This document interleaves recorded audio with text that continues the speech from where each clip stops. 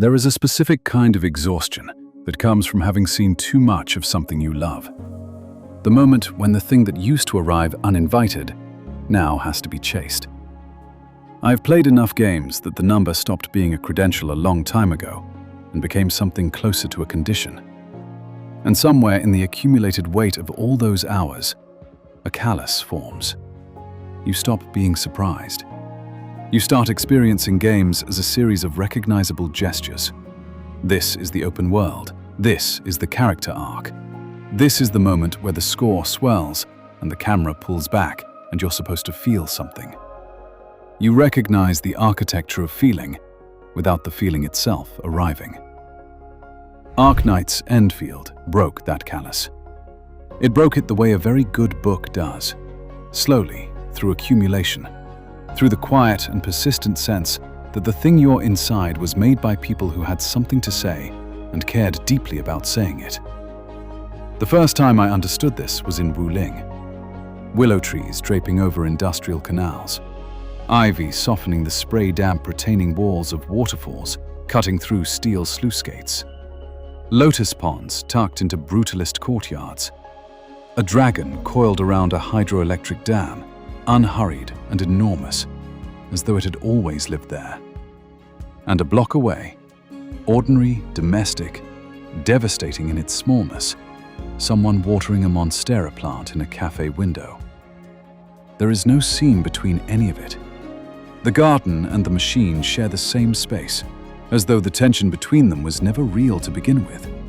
No irony, no implied tragedy, none of the melancholy that a certain tradition of Western science fiction has spent 50 years insisting must exist whenever a factory stands next to something beautiful.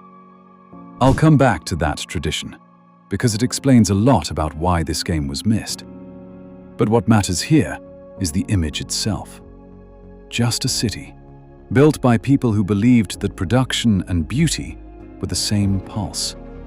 That the dam and the willow were not enemies, but expressions of a single act. Civilization choosing, carefully and deliberately, to build something worth living inside. I stood in Wuling for a long time, because I couldn't locate, in my vocabulary for games, the right word for what I was experiencing. The word I eventually landed on was conviction. This game was made by people who believed something. And that belief, specific, load-bearing, unfashionable, runs through every system, every frame, every beat of narrative from the opening hour to the last. It is the rarest quality in this medium. It is, in the precise sense of the word, what makes Arknights' Endfield a masterpiece.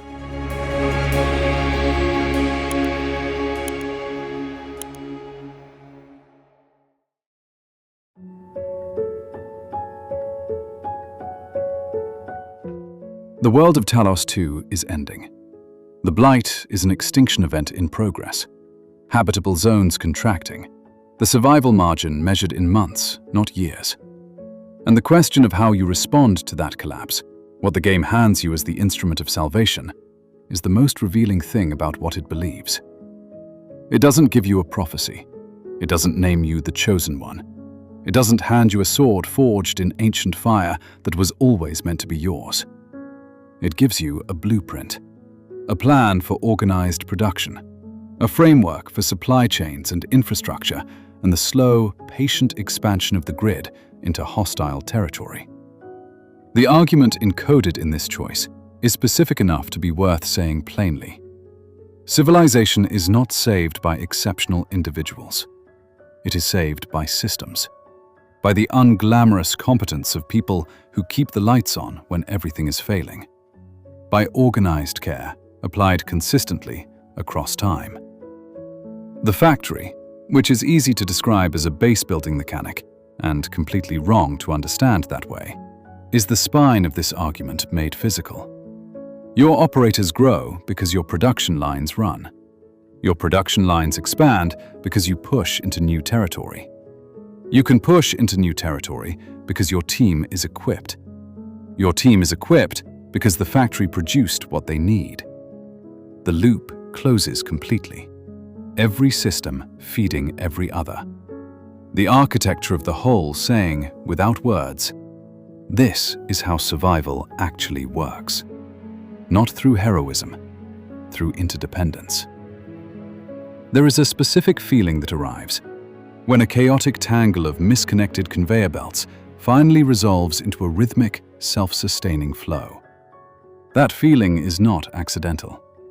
It is the game's central argument arriving in your body before it arrives in your mind. The same philosophy carries into combat, which is where the creative unity of the whole becomes impossible to dismiss as coincidence. You are not controlling four powerful individuals. You are operating a synchronized unit. One ability proccing a condition, that condition enabling a chain, the chain building a vulnerability, the vulnerability collapsing into a cascade. When the sequence runs cleanly, it feels like a machine reaching operating temperature, like a system doing precisely what it was designed to do. Factory teaches systems thinking. Combat rewards it. Story argues for it. This is one mind, or the rarest thing in game development, a team of minds that managed to think as one, executing a single vision across every layer simultaneously.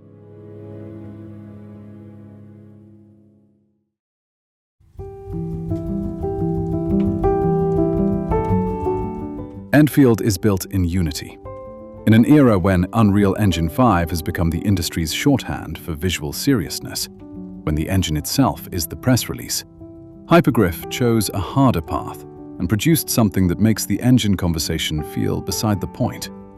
Because the question was never, which engine? The question was always, does anyone behind the camera know what they want the world to feel like?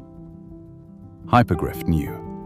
The palette across Wuling, across the industrial plains, across the bamboo highlands and the machine workshops and the early angular zones of the opening hours. It holds.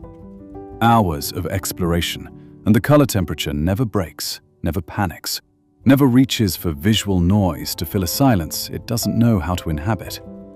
The restraint is not absence, it is discipline. The specific discipline of artists who trust their world to carry its own weight without needing to perform at you. 100 hours in, and not a frame drop, not a visual bug. Even in the middle of 4 operator combat with particle effects stacking on the screen, the engine doesn't flinch. This level of polish is, in 2026, genuinely uncommon at any price point. It arrived here, free to play, without announcement, and without the industry noticing. A game that screams its own quality, bigger explosions, louder music, more dramatic camera angles, gives critics and audiences something to point at. A game that whispers, that trusts the quality to accumulate without being declared. That game asks more of the person encountering it. It asks you to pay a different kind of attention. Endfield asks for that attention from the first moment, and rewards it with a world that feels, in the way only a very few games ever achieve, like it was imagined by a single, coherent mind. Every city with a climate, every region with a texture, every visual choice in conversation with every other visual choice, building toward the same thing. The argument that beauty and function are not opposites, that the world the characters are fighting to preserve is worth preserving because someone cared enough to make it worth looking at.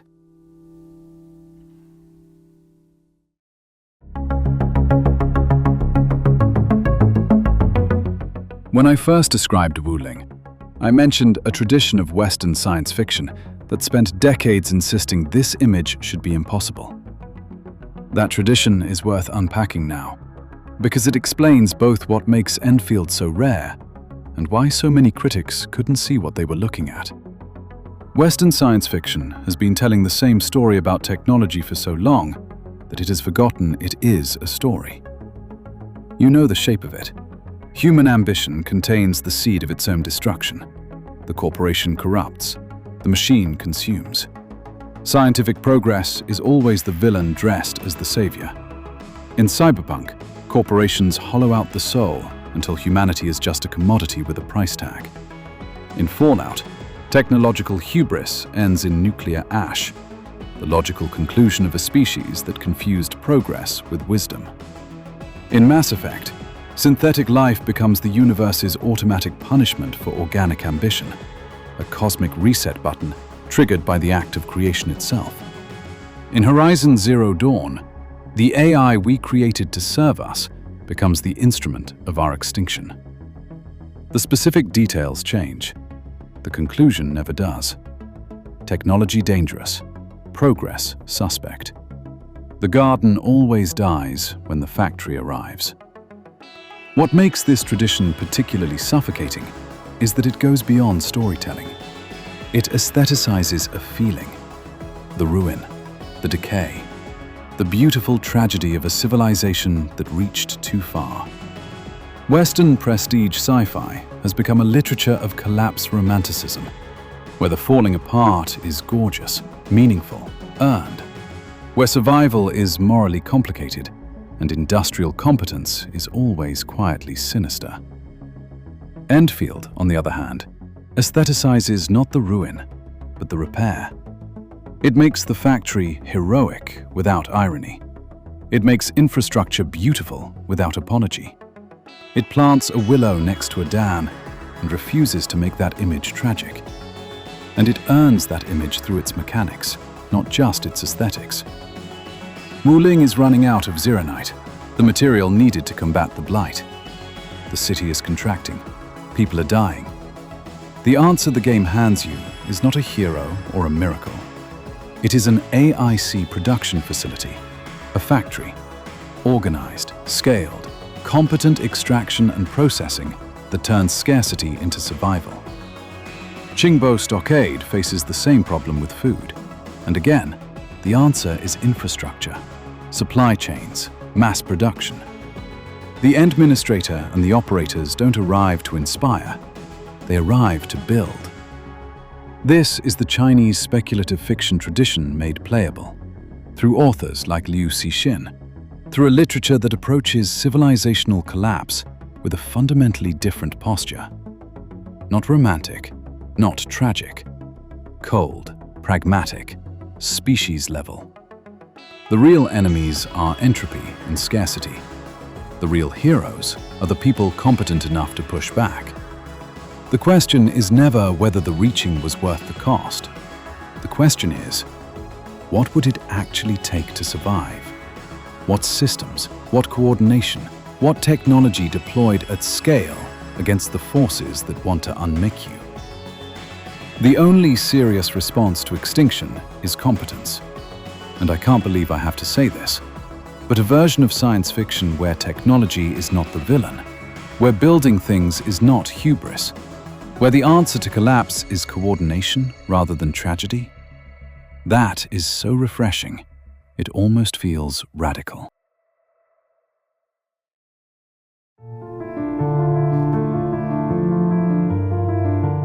But a thesis, however perfectly encoded, is not enough. You can build the most elegant system in the world. If no one living inside it has a pulse, it's just philosophy in a box. This is where Endfield does something I wasn't prepared for. I should tell you, the first 10 hours nearly lost me. The world building arrives dense and without scaffolding. The terminology lands before the context does. The characters introduce themselves as archetypes I'd catalogued 100 times. The analytical woman, the spirited foil, the protagonist defined by absence.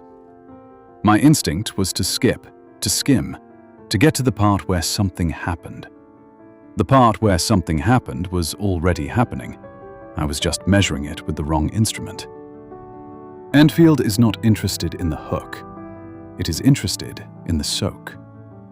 These are opposite design philosophies, and understanding the difference is the key to understanding what the game achieves that most games simply cannot. A hook-designed game earns your attention immediately, through escalating stakes and engineered emotional moments. You know within 5 hours whether you're in. A soak-designed game earns your attachment through accumulation and proximity. The way you come to know a person not through their introduction, but through the texture of time spent with them, through the quality of attention they offer, through what they remember and what they notice, and what they quietly carry. Perlica is the clearest demonstration. She introduces as the analytical archetype, composed, precise, someone who runs her interior life the way an engineer runs a system, controlled, legible. The game spends 40 hours honoring that composure completely, never undercutting it for cheap effect, never reaching for a breakdown to prove she has feelings. So when genuine emotion finally fractures through, a small fracture, not a dramatic confrontation, the impact is completely disproportionate to the scale of the scene. Chen moves in the opposite direction. Introduced as the spirited foil, the one who keeps things light, and then, somewhere in the middle hours, a moment of quiet and unannounced maturity arrives. No swelling score, no dialogue that says, "This is my character arc completing." Just the natural deepening of a soul under real pressure. You look back from hour 100 and realize the person standing beside you is not the sketch you met at the beginning. They have become a portrait, and you're not entirely sure when the sketching stopped. And then there is you, the protagonist. Everyone in this world carries a memory of you as a legend. You have no access to that version of yourself. You move through a world full of reverence for someone you cannot locate inside yourself, walking through other people's memory of who you were, wearing it like a coat that doesn't quite fit. The game never stops to underline how melancholy this is. It simply lets the alienation accumulate in the corners of every conversation, in every look of recognition from people whose memory of you is better than your memory of yourself. There is, eventually, a sacrifice. I will not name the character. I will not describe what happens. I will say only that the game built something real through proximity, through unhurried hours of simply being in the same space, the same fights, the same silences. And that when the moment arrived, the game made the most significant creative decision in the entire script. It let me feel it alone. No strings, no eulogy, no camera holding on grief-stricken faces to tell me what to feel and when. The people who survived did what people actually do when the world refuses to pause for loss. They stood up, chose forward motion, went back to the machine. They carried it in silence.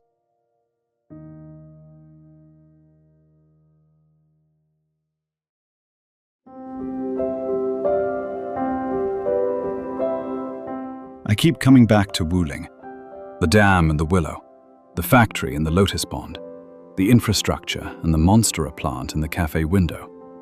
100 hours of color temperature that never breaks. A thesis about civilization made visible in every brick and canal and lantern reflection. That the grid and the garden are not enemies. That building something that lasts is an act of love. That infrastructure is not the destroyer of beauty, but the condition of it. Endfield understood something quiet and specific, and almost impossible to find in this medium anymore. That a game can have a world view, a real one, specific enough to be wrong, committed enough to offend someone, and build everything around it. That mechanics can be an argument. That restraint, held with enough discipline, becomes a kind of trust. The confidence of people who believe their work carries its own weight. That a story can earn the right to let you feel things alone, in silence, without instruction. It understood that the dam and the willow are the same act, and it built 100 hours around that understanding, without flinching, without compromising, without letting the committee soften the edges into inoffensiveness. This is what a game that believes in itself feels like. This is what it looks like when the vision holds all the way through, when the factory and the combat and the city and the characters and the grief are all expressions of the same conviction. held long enough and completely enough to become something you carry after the credits roll. There is another conversation to be had about what the Gacha asks of this game, about the tension between what Endfield is and the commercial structure it lives inside. That essay exists, but it is a separate tragedy from the one we've been discussing today, because the work itself, the vision underneath, is not in question. This is why it is an RPG masterpiece, in every sense of the word that implies.